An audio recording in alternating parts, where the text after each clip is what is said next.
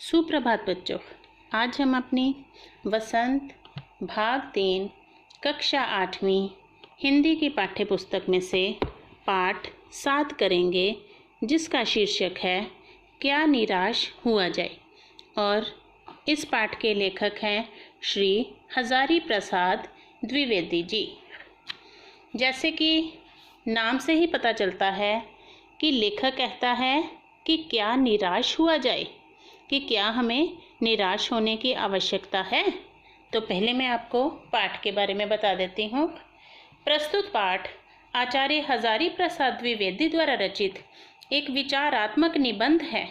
इसमें लेखक ने दुनिया में बढ़ते झूठ, फ्रेब, भ्रष्टाचार आदि अनेक दोषों की ओर इशारा करते हुए ईमानदारी की दो ऐसी घटनाएं प्रस्तुत की हैं जिनके कारण उसका दुनिया में व्याप्त ईमानदारी से विश्वास नहीं उठ पाया है। लेखक के अनुसार झूठ फ्रेब की ऐसी दुनिया में निराश होने की आवश्यकता नहीं है। आशा की ज्योति क्षीण अवश्य हुई है, पर बुझी नहीं है, और ना भारतवर्ष को महान बनाने की संभावना ही क्षीण हुई है। इस पाठ में लेखक चोरी, डकैती, भ्रष्टाचार आदि अनेक खबरें समाचार पत्र में पढ़ता है, तो वह सोचता है कि क्या ईमानदारी बिल्कुल ही खत्म हो गई है। सुख सुविधा के इस आज के ज़माने में लोग अपनी सुख सुविधाओं को बढ़ावा देने में लगे हुए हैं और भ्रष्टाचार को बढ़ावा दे रहे हैं। लेखक को ये देखकर और अखबारों में इन खबरों को पढ़कर बड़ा दुख होता है, लेकिन फिर लेखक के साथ ही दो ऐसी घटनाएं होती हैं जिसके कारण उसे समझ आता है कि हमारे भारतवर्ष में ईमानदारी क्षीण अवश्य हुई है, लेकिन समाप्त नहीं हुई। अभी भी हमारे भारतवर्ष में बहुत से ऐसे लोग हैं जो बिना वजह, बिना कारण लोगों का भला चाहते हैं और ईमानदारी से काम करते हैं। बुराई अच्छाई के सामने टिकती नहीं है। इस तरह से इस पाठ में ये बताया गया है कि भारतवर्ष में ईमानदारी की भावना अभी भी लोगों के मनों में विद्यमान है। तो आइए हम अपना पाठ शुरू करते हैं। मेरा मन कभी कभी बैठ जाता है। मेरा मन मतलब लेखक का मन। समाचार पत्रों में ठगी, डकैती, चोरी, तस्करी और भ्रष्टाचार के समाचार भरे रहते हैं। आरोप प्रत्यारोप, प्रत्यारोप मतलब दूसरों पर दोष लगाना, का कुछ ऐसा वातावरण बन गया है कि लगता है देश में कोई ईमानदार आदमी ही नहीं रह गया। हर व्यक्ति संदेह की दृष्टि से देखा जा रहा है। जो जितने ऊंचे पद पर है उनमें उतने ही अधिक दोष दिखाए जाते हैं।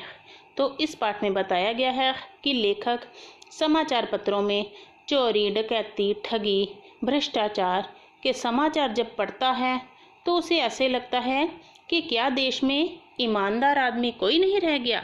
हर व्यक्ति को शक की दृष्टि से देखा जाता है और जो जितने ऊंचे पद पर, ऊंची पोस्ट पर, ऊंची पदवी पर है उसमें उतने ही अधिक दोष देखे जाते हैं।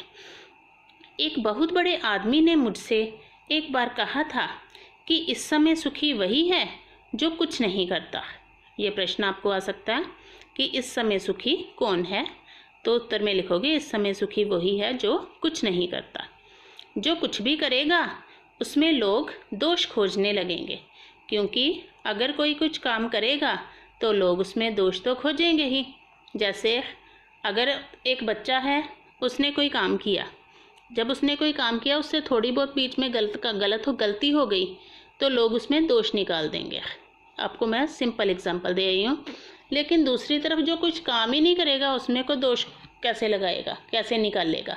तो इस तरह बताया गया है कि इस समय सुखी वही है जो कुछ नहीं करता।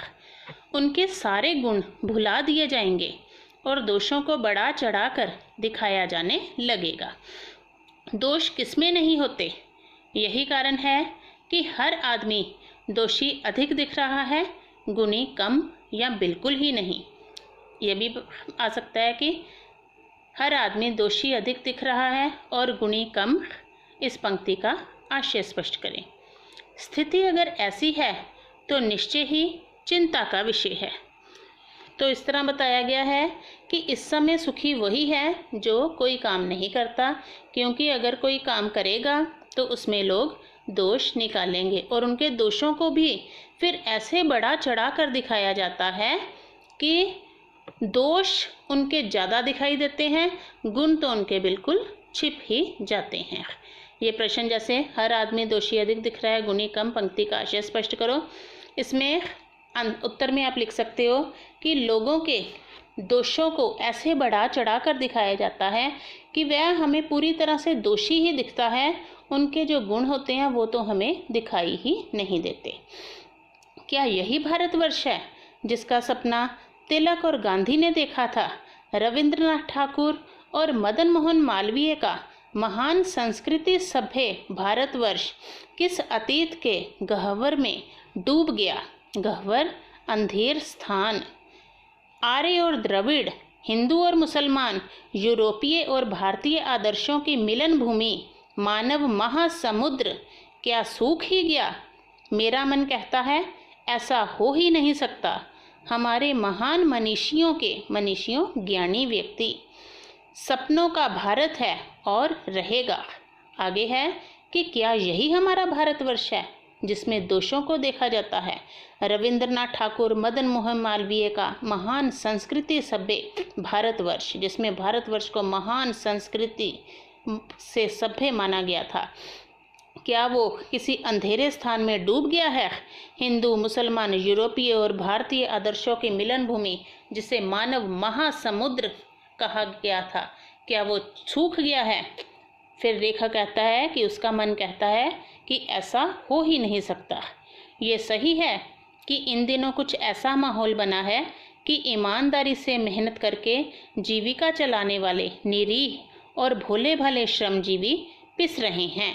जीविका चलाने वाले मतलब अपनी रोजी रोटी चलाने वाले, श्रमजीवी मतलब मेहनत करके अपना जीवन व्यतीत करने वाले, और झूठ और फ्रेब का रोजगार करने वाले फल फूल रहे हैं। झूठ और फ्रेब का रोजगार करने वाले अब फल फूल रहे हैं। फ्रेब मतलब धोखा। ईमानदारी को मूर्खता का पर्याय समझा जाने लगा है। सच्चाई में आधा जो आएगा बीच में, सच्चाई केवल भीरू और बेबस लोगों के हिस्से पड़ी है। ये भी आपको प्रश्न पूछा जा सकता है कि कारण बताओ।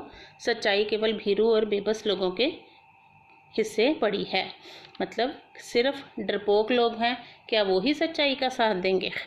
ऐसी स्थिति में जीवन के महान मूल्यों के बारे में लोगों की आस्था ही हिलने लगी है। आस्था मतलब विश्वास। ये सही है कि इन दिनों माहौल ऐसा बना हुआ है कि ईमानदारी से मेहनत करके जो अपनी रोजी रोटी चलाने वाले हैं, बेचारे भोले भाले जो अपना मेहनत करके काम करते हैं, वह पिस रहे हैं, उनको अपनी मेहनत की सही कमाई नहीं मिल पाती। दूसरी तरफ जो झूठ और धोखे से काम करते हैं वह फल फूल रहे हैं, उनका कारोबार बढ़ रहा है। जो ईमानदार हैं उन्हें तो मूर्ख समझा जाता है। क्या सच्चाई केवल डरपोक और बेबस लोगों के हिस्से ही रह गई है? ऐसी स्थिति में जीवन के महान मूल्यों के बारे में लोगों की आस्था ही हिलने लगी है। लोगों का जो विश्वास है अब तो वो हिलने लग गया है। आज के लिए यही, आगे नेक्स्ट पार्ट में करेंगे। धन्यवाद बेटा।